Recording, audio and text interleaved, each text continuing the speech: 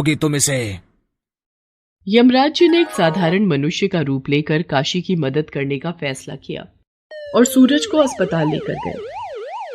अस्पताल में सही वक्त पर इलाज मिलने से उस वक्त तो सूरज की जान बच गई, लेकिन सूरज की हालत अब भी नाजुक ही बनी हुई थी।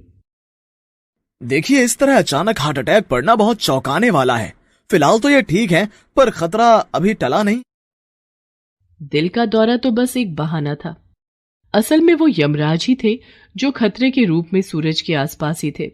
उन्हें हर हाल में सूरज के प्राण लेने थे और विधि का लेखा पूरा करना था, लेकिन ऐसा कर पाना उनके लिए आसान नहीं था। इससे पहले कि काशी यहाँ आ जाए, मुझे अपना कार्य पूर्ण कर लेना चाहिए।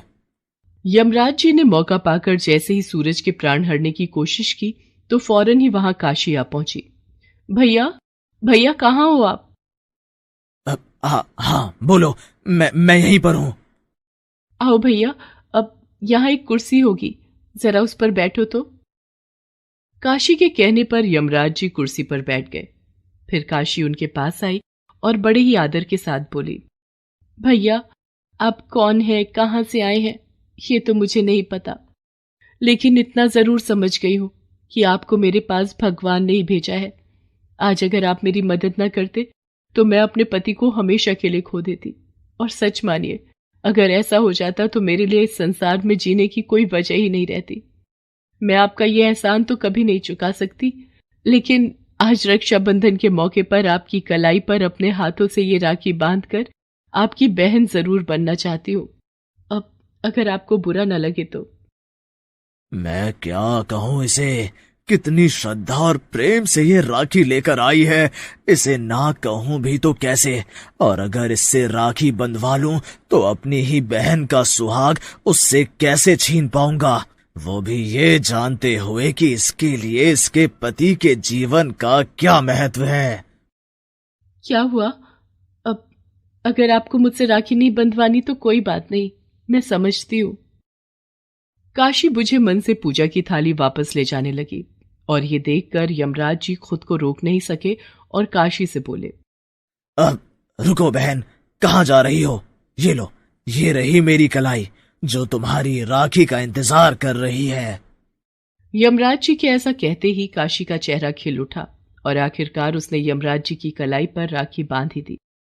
इसके बाद उसने यमराज जी को बड़े ही प्यार से खाना भी खिलाया और फिर, अच्छा बहन, तो अब मुझे चलना होगा।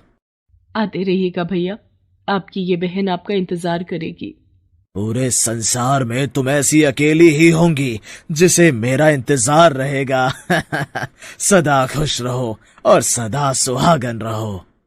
काशी को कुछ भी पता नहीं था कि उसके साथ क्या कुछ हो गया और क्या कुछ होने से बच गया।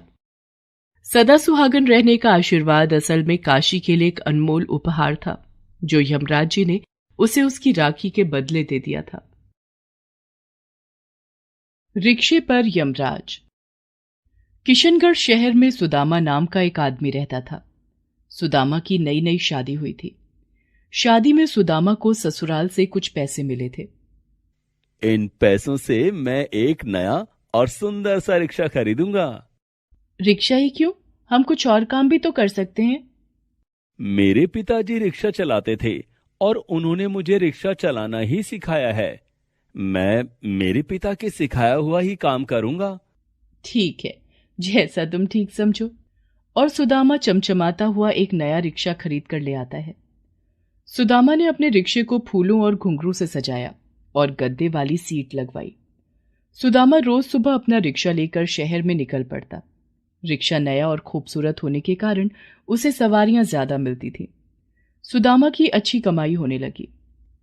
ये लो भाग्यवान, पूरे 250 रुपए। आज कई सवारियां मिली। इसी तरह कमाई होती रही तो मैं जल्द ही अपना एक ऑटो रिक्शा ले लूंगा। कुछ दिन बीत गए। सुदामा की पत्नी गर्भवती हो गई थी।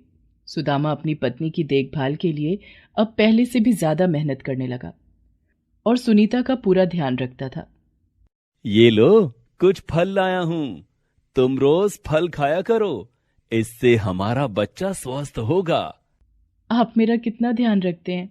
मैं तुम्हारा ध्यान नहीं रखूंगा तो और कौन ध्यान रखेगा। हाँ, हमारा और है भी कौन। और हाँ, घर में ज्यादा काम करने की कोई जरूरत नहीं है, तुम आराम क्या करो। सुदामा के माता पिता की मृत्यु हो चुकी थी। सुदामा अपने माता पिता की इकलौती संतान था, जिस कारण ससुराल में सुनीता अकेली थी। दिन बीत रहे थे और सुनीता का गर्भ धीरे धीरे 9वें महीने में पहुंच गया था। तुम तो रोज रिक्शा लेकर निकल जाते हो, अगर मुझे कुछ हो गया तो कोई देखने वाला भी नहीं है। तुम चिंता मत करो, तुम्हें कुछ नहीं होगा। मैं अब शाम को घर जल्दी आया करूंगा। इतना कहकर सुदामा रोज की तरह सुबह रिक्शा लेकर निकल पड़ता है। सड़क के किनारे खड़ा होकर सुदामा सवारियों का इंतजार कर रहा था। तभी उसे एक सवारी मिली, एक काला सा आदमी जिसने बहुत अजीब से कपड़े पहन रखे थे। उसने सुदामा को रोका और उसके रिक्शे पर बैठ गया। उस आदमी के हाथ में एक गदा भी थी। ये दूसरे ग्रह से आया है क्या? कैसे कपड़े पहन रखे हैं? या फिर कोई बहरूपिया होगा। कहां जाना है साहब? यमलोक जाना है। क्या क्या मतलब? मैं यमराज हूं और तुम्हें लेने आया हूं। तुम्हें अभी मेरे साथ यमलोक चलना होगा। सुदामा रिक्शा रोक देता है और हाथ जोड़कर यमराज के सामने खड़ा हो जाता है। ऐसा मत कीजिए प्रभु, मुझे अभी मत मारिए। मेरी पत्नी गर्भवती है, कुछ ही दिनों में वो मेरे बच्चे को जन्म देने वाली है। उसका ख्याल कौन रखेगा? लेकिन तुम्हारा वक्त आ गया है। पृथ्वी लोक पर तुम्हारा और तुम्हारी पत्नी का साथ यहीं तक था। अब तुम्हें मेरे साथ चलना ही होगा। सुदामा सड़क पर खड़े होकर यमराज के सामने रोने गिड़गिड़ाने लगता है और तभी एक तेज रफ्तार ट्रक आकर उसे कुचलकर चली जाती है और सुदामा की मौत हो जाती है। सुदामा अब भी यमराज के सामने अपनी जान की भीख मांग रहा होता है। दया करे यमराज जी,